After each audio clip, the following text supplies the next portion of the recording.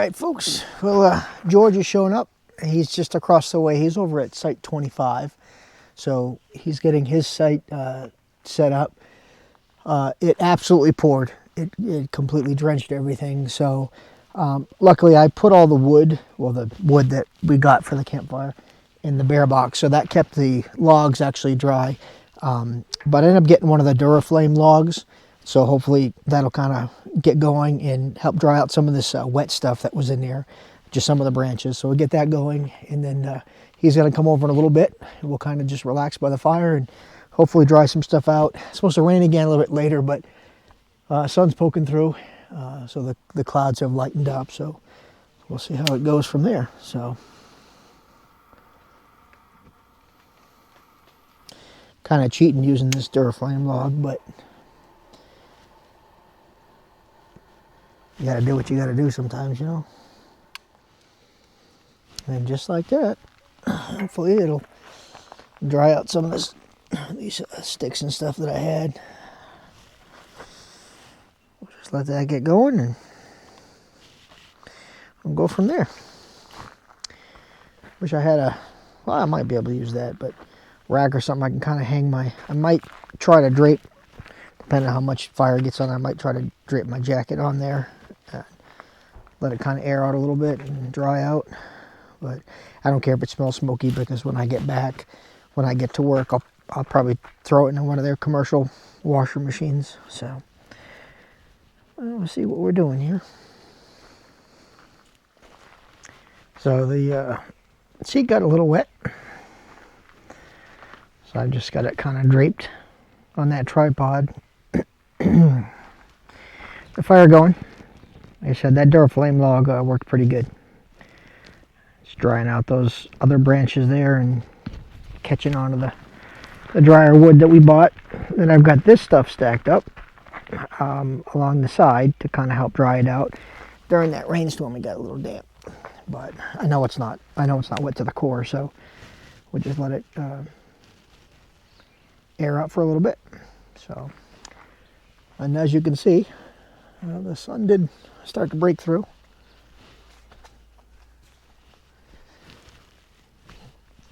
After talking to you last, it absolutely opened up and poured down on us. So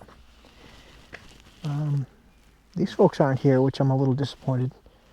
And it looks like originally I had said, I think I showed you originally there was people here, but maybe the rain scared them off. They got tired of hanging out, and so it looks like they dropped their tents and kind of packed up everything. So, oh well, it's all right. It'll be quiet, and they can't complain about my snoring. So I'm gonna move that seat for a minute, just so it doesn't get too burnt. And I'm gonna walk down and see George, see how he's doing. He's setting up his site right now. So move this so the heat will kind of radiate there and let it dry out a little bit. Now it looks like it's going good now. So, all right, catch you back in a minute. So this down here, we talked about before. I was trying to figure out what it was. It looks like it was just it cuts over to Loop C. We're on Loop D, so that road is part of Loop C, and then there's a path that goes up to their convenience station. So I'm gonna cut down this little trail here real quick and see how George is making out.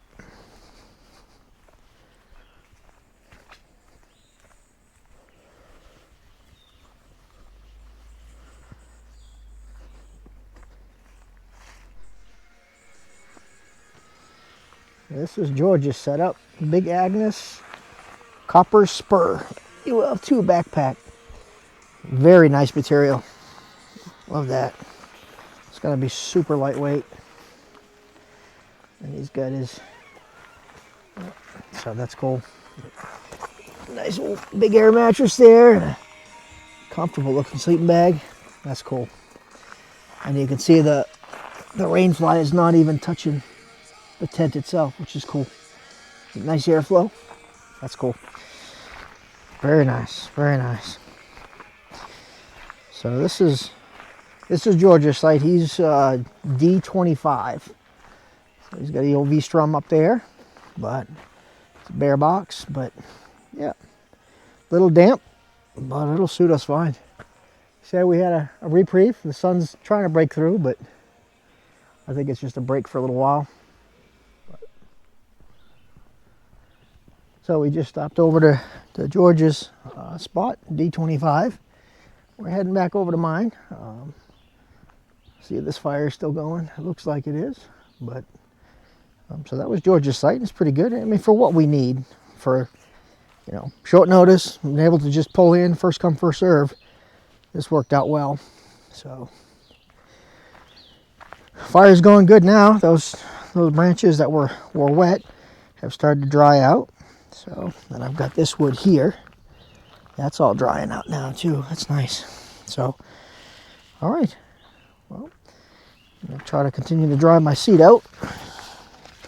Actually, this is already pretty dry. So, just gonna kind of do this. Hopefully, it don't catch on fire.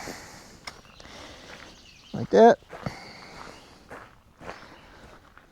You see the steam coming off of it. I don't know if you can see it on the camera, but it's steaming. So it's all right. Evaporate that water. It'll be nice and comfortable to sit in. All right, folks. I'll catch back in with you later. Got the birds here. Please don't go inside my tent. They're looking for food. I bet they're so used to. They've got to be so used to people here. I pulled my stuff out because after that rain that we got, yeah, as you can see, it got a little bit of wet inside there. So hoping it's just going to kind of draw out a little bit. And then I might bring this over there and let my mattress dry out too. That's all right. It's trial and error. Got my gear hanging up there. I'll probably try to do something too. Like I said before, I'm going to try to hang it. Maybe get it to dry a little bit. But all right. I'll talk with you later. So the chair is pretty dried out now. And I still got it close here. It's not too close to catch fire, but my air mattress was a little bit wet. So slowly I'm rotating it. Kind of let it get dried off, as you can see.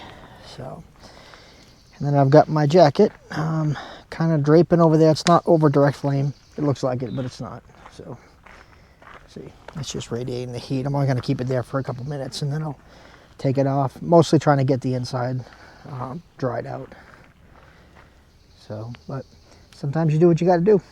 So, you can see the steam pouring out of that too. I don't know if you can see it on the camera, but there's definitely steam pouring out. Fire's going good now. So we've got this wood, which was the wet stuff. I had it inside, inside of the ring, and that it dried out pretty good. Again, it was only the surface moisture because it had gotten rained on for a few minutes, but the core is still dry. And then we've got the remainder of this stuff over here. So I got my cheap Jetboil knockoff Fire Maple.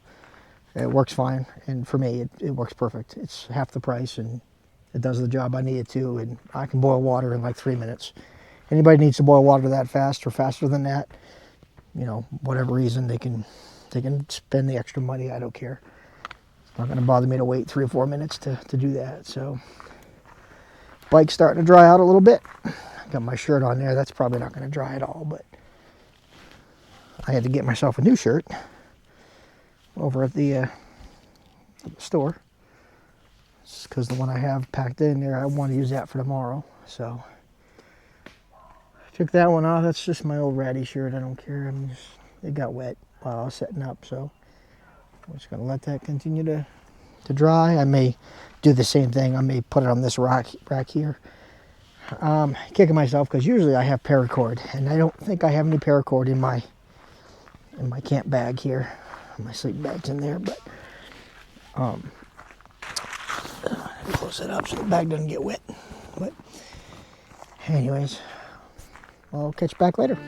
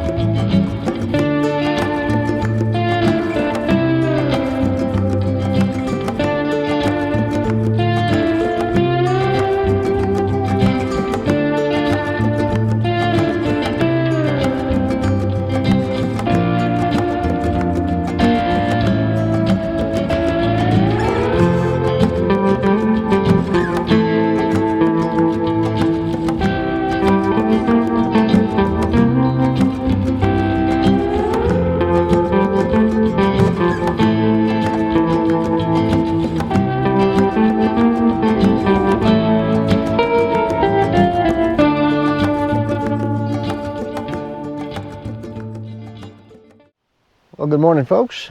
Had a decent night last night. It was actually very quiet.